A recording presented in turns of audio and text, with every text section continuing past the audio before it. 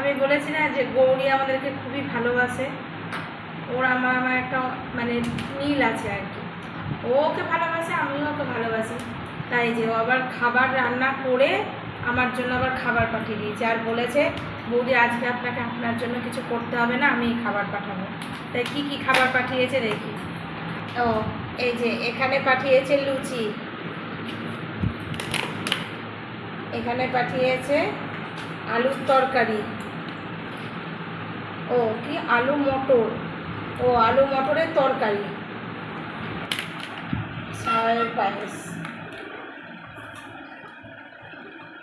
ও আমাকে খুবই ভালোবাসে, খুবই ভালোবাসে।